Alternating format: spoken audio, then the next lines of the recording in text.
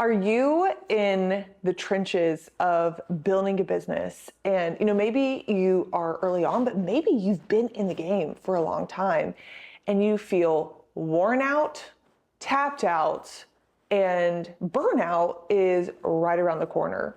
But you really don't want to quit, but you feel like it might just be inevitable. Well, in this video, I want to give you some principles and some things that I've learned, and it's actually specifically 4 shifts that you can make for a complete life intervention so that you can stay in the game for the long haul. Do you ever notice any new up and coming entrepreneurs or new up and coming artists, and you think, wow, they've really come out of nowhere. They've really blown up. They are an overnight success. And then you start to do a little bit of research and you find, wow, you know what?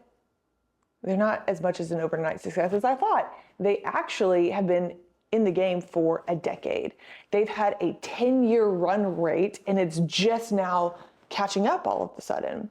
I think about Brooke Castillo. She is the founder of the Life Coach School. And, it was well over a $50 million business.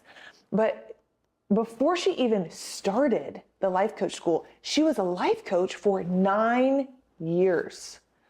I think about Sarah Blakely, who's the founder of Spanx, sold it for, I think it's $1 billion, maybe more than $1 billion. And, she was really working undercover for 7 years before she got any national attention at all. James Clear, who is the author of Atomic Habits, which is a book that has changed so many people's lives, he wrote 5,840 blog posts before he even started writing Atomic Habits. So what do most of these successful people have in common? Well, they are able to stay in the game for the long haul. Alex Hormozi has a quote that says, if you have a clear goal, a quick feedback loop, and a long enough time horizons, you cannot lose. You can't lose. And when I heard that formula, I honestly thought about baking a cake. I was like, okay, when you're baking a cake, you have to have the clear goal. Like, what is the point of the cake? Is it a birthday cake? Is it a wedding cake? Is it a home-made cake? What is the point? A quick feedback loop, which is a taste testing, and then it has to stay in the oven long enough. If you take it out too early, it ends up being gooey and there's no structure. You can't even put icing on it and nobody can enjoy it. So the question is, how can you stay in the game long enough to really see the cake come to fruition? When you think about a tree, a tree doesn't survive because it grows really fast. It survives because it grows deep. And so there's a little bit of speed that I do think is important in entrepreneurship, but then there's also depth. And I don't think those two things go together, but they are both equally important. Wealth really does love speed. Action takers are money makers. The most successful people that I personally know, they move fast. They make decisions fast. They implement fast.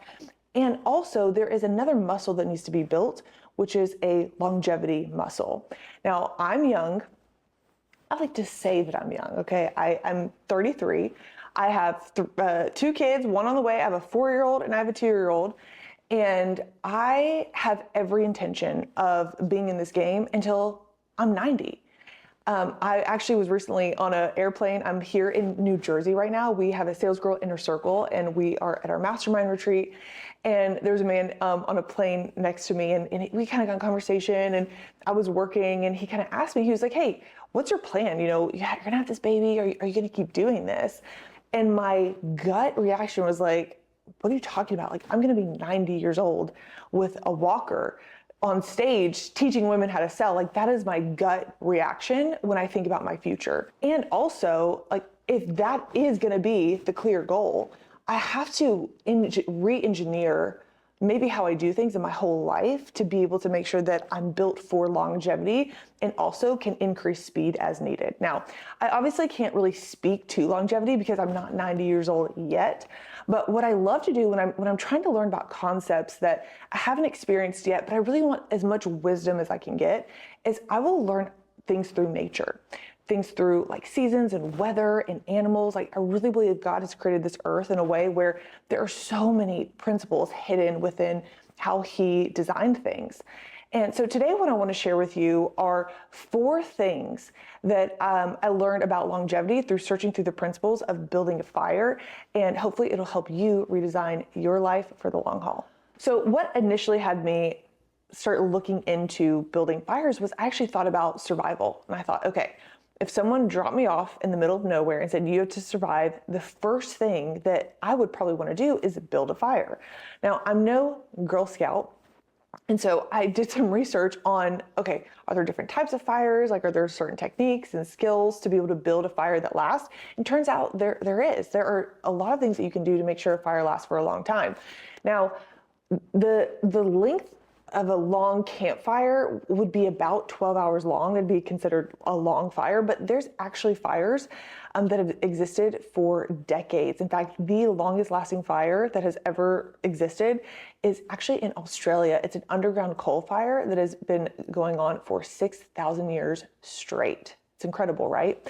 So here are the 4 things that you do to build a long-lasting fire, and then I'm going to tell you exactly how I think it can apply to your life and business. Step 1 is to kindle a fire. So kindling is taking the dry sticks and dry leaves and rubbing them together like this. This is the high energy. This is the momentum. This is the adrenaline that really creates the spark. This is the excitement. I joke and I like to say selling is my drug of choice because of this right here. It just builds so much energy. Now, the kindling is very, very important for starting a fire, but it is not enough for it to last. That spark is just a spark is just what gets it going. Now, there's one thing about kindling, like that, when I think about kindling, I think about how wealth loves speed. Like that is the speed element of entrepreneurship. And sometimes I find, especially women entrepreneurs, is they are really resisting like the grind and the hustle culture, and they really want to be in a soft era. And listen, I get it. Like, I couldn't be more soft era in my life right now. I have my 3rd baby on the way. I'm navigating a lot of things. I totally understand, but you really are not exempt from this kindling stage. That energy, that momentum really requires a lot of energy at first to get the momentum going. Now, once you get that spark and once you get that kindle going, then we go into step 2, which is, are you ready? Lay down logs. I know you're like, wow, Macy, you're so smart. Good job. You actually had to look that up. Yes, I did. I had to look up to lay down logs once a fire has been kindled. But it's actually much more interesting than you think, because you want to lay down dense logs. Now, when you lay down a dense log, it actually takes a long time to catch fire. I haven't might come to your surprise by you, but I haven't really started a fire or created a fire in a long time. It's been years and years, but I do have a vague memory of throwing logs on a fire and thinking like, why aren't they catching fire? Like, they're dry, they're literally in fire. There's no reason why they should not be catching fire. But when logs are dense, they can be hard to cut through. And so when I was thinking about, okay, how does logs apply to life? I was thinking about quite a few things. I was thinking about habits, skill sets, and also things to release. So let's start with habits. Habits, like, they can be very, very challenging to catch on in life. It could be as simple as drinking more water or exercising or reading every day. It's like, it feels so frustrating that it's not a part of your life. It hasn't caught fire. But when you stick with it long enough, once it catches fire, it's gone. You can't even get it back the way you used to. You can't even remember your life the way you used to be. I like to think about people who are runners. I used to be a really big runner. I was the person that would run like 20 miles before work in the morning. I know, crazy now that I think about it. But I remember like going out for a run and like when I was first learning how to run, and it was just like so painful, right? It was like, I don't know what trail to run on. Like, my knees kind of hurt. How do I carry my water? This is so like, it's kind of scary. I wanted people to be able to find me. How do I hold my phone? It was like all these things that felt so hard. But the more that you run, and you run every single day, what ends up happening is you become someone in which it is easier to run than it is not to run. You become someone who initially goes on a run to run 5 miles, but you end up running 8 because you just can't help it. It's just who you are. It has caught fire so much that there's no turning back. And that's what happens when you build habits. It's like, oh my gosh, this is so who I am. I cannot turn around. Now I want to talk about skill sets. So skill sets are incredibly challenging to master. And I think this is a critical piece right here. Most people are learning skill sets just to kind of know. They aren't learning skill sets to master. And mastery, it really and truly does take time, energy, and attention. It's funny, I was on a coaching call one time. Someone reminded me of this actually just yesterday. She was like, yeah, I remember you coaching somebody and their first response back to you was, man, this is so hard. And your response was, well, yeah, of course, you learned it 5 minutes ago.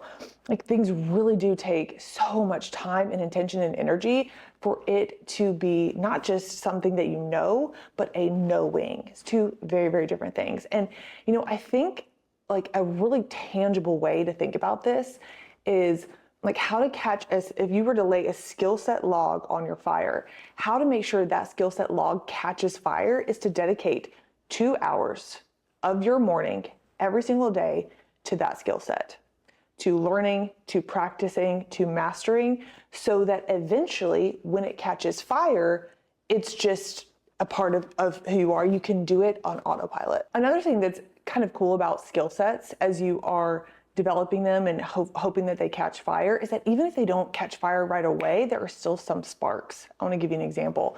So one of the skill sets that I am really trying to catch fire in and get momentum in is YouTube. And it's something that it really is a totally different skill set that I feel almost frustrated with. Every time I go to sit down to record a video or to write a video, it's like my brain it just feels like mush. It feels very hard. And what's interesting is I actually just had a sales event recently. And in the sales event, 3 people told me that they found me, they discovered me on YouTube, which I don't know if anyone has ever really told me. Like, it just blew my mind that they discovered me on YouTube. And I think one of those people ended up enrolling in our program. And it was such a just encouraging feeling. So I was like, okay, even though it's hard, even though there's not momentum in my heart, I don't feel that way. There's not momentum yet. It hasn't caught fire. There are still sparks. There's still a byproduct of the work. And so you can be really encouraged by that. The other final log I want to talk about is things that you release. And I think this is especially true for us that are coming from step 1, which is kindling, right? Like all that kindling, it has worked. All of that energy, it has worked. All of that hard work, it has worked. But it is true that what got you here won't get you there. And so when you come to this step 2, one of the things that you might have to release is some of the things that were working when you were kindling. And this can be very, very challenging because you are so reliant on some of the high energy things that you've done, but it's not something that you can carry on for the long haul. I recently heard a quote that said, if hard work was the answer, then the donkey would own the farm. Isn't that crazy? Like, if hard work was the answer, then the donkey, the one that works the hardest, would own everything. But that's not true. The donkey is the one that does all the hard work so that the owner doesn't have to do the hard work. So really learning what needs to be let go and kind of changing your identity is a very, very challenging log that absolutely needs to be laid. All right, so step 1 was kindling.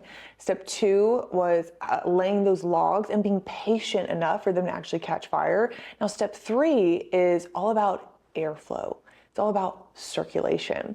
So what's interesting about fires is that you can't just lay logs one on top of the other. You want to create space in between the logs so that there can be airflow and circulation that happens in between the logs.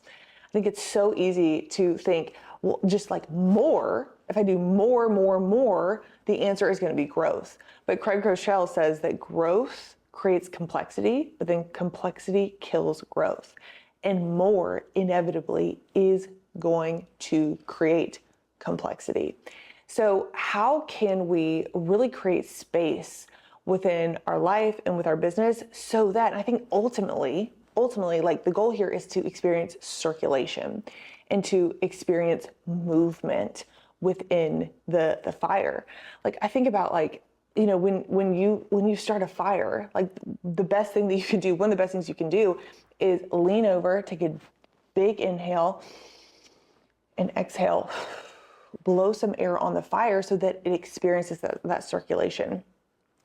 Like in building businesses and in this journey of entrepreneurship, there's a lot of emotions that happen. If you know, you know. I am here with our mastermind girls. They are incredibly successful. They are making so much money. They are winning really big, and they are experiencing a lot of fear and frustration and confusion and overwhelm. And what's important with emotions and remembering what emotions are is that it's just energy.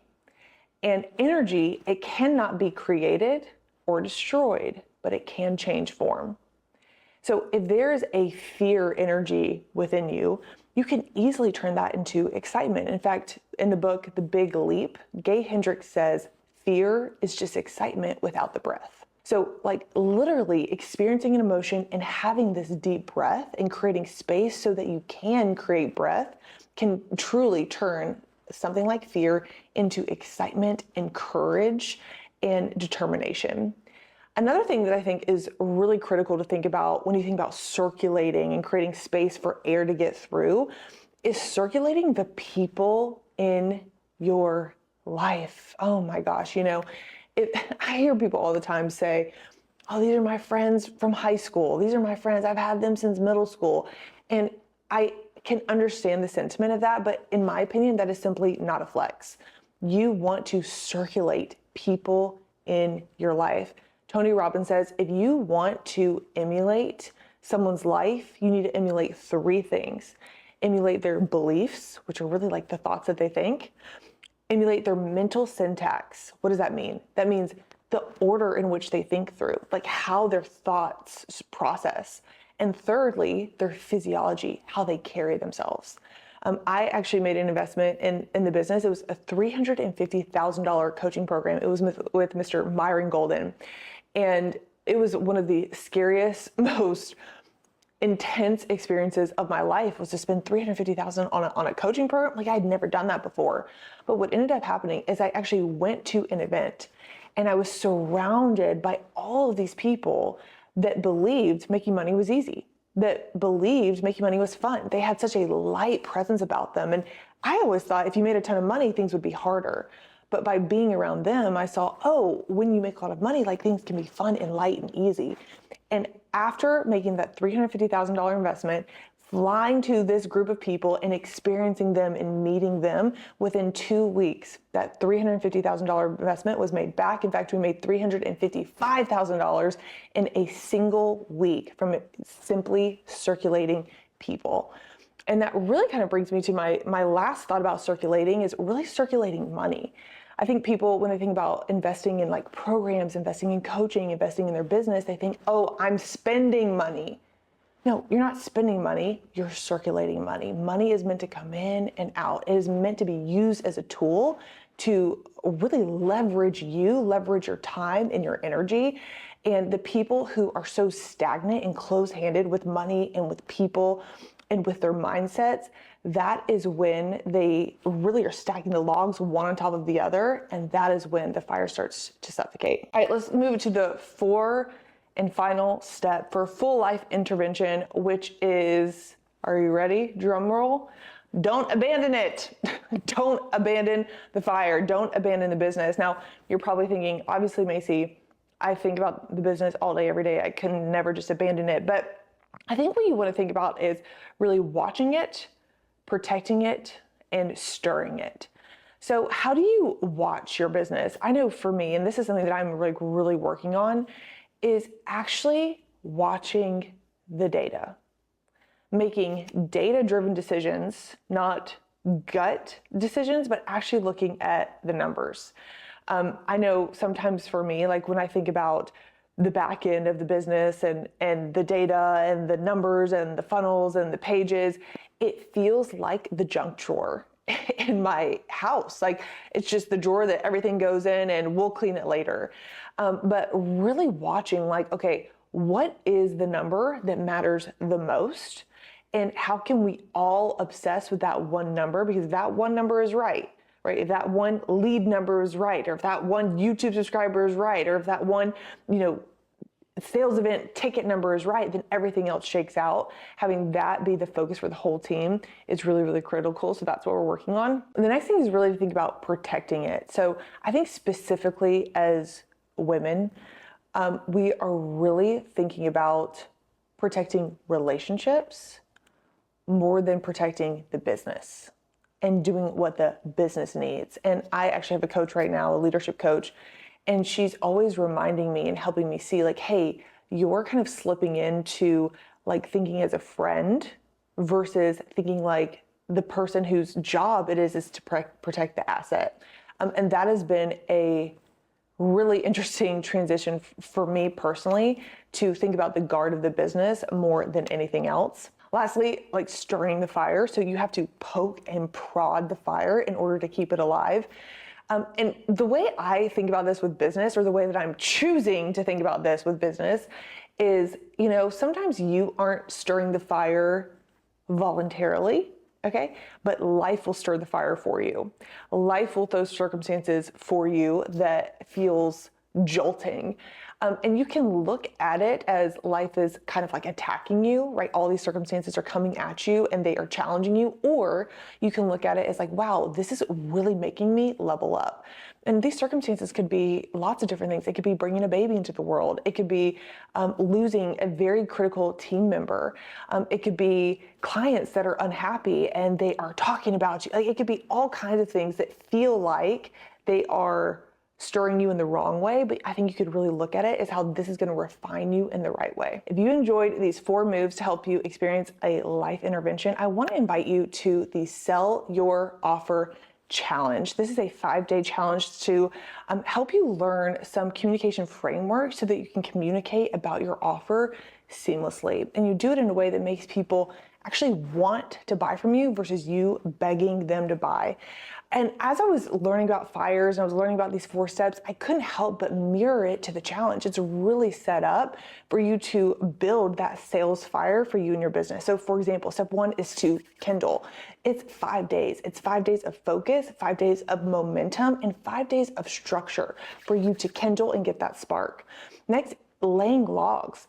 This is going to be dedicated time, okay? It is a time of coaching and content where you are spent laying the log and giving it plenty of time for it to actually catch on fire. This isn't about a quick learn here and there. It's about, hey, how do I really fully understand the skill of selling so that I can ultimately master it? Next is to create space, right? One of the things that I think is really a game changing for people with the Sell Your Offer Challenge is that it's a group experience. And it always surprises me how much people say that they enjoy being with other winners, being with people who think like them and believe like them and want to win like them. So you're going to create space and really circulate those people in your life. And lastly, you're going to tend to it. We're going to poke at it in the best way possible. One of the pokings and one of the stirrings that happen is actually within the coaching. So there's a coaching hour when you buy the platinum ticket. You're going to get live coaching for you and your business. And what we'll find is like all the stuff will kind of start to surface of what is actually the problem that you're facing, what are the iterations and the tweaks that you can make within your communication, and how to iterate so that you are improving. This challenge truly is transformational. In fact, here are just a few of the wins that people have had within the challenge, and I want to invite you, and I cannot wait to see you there.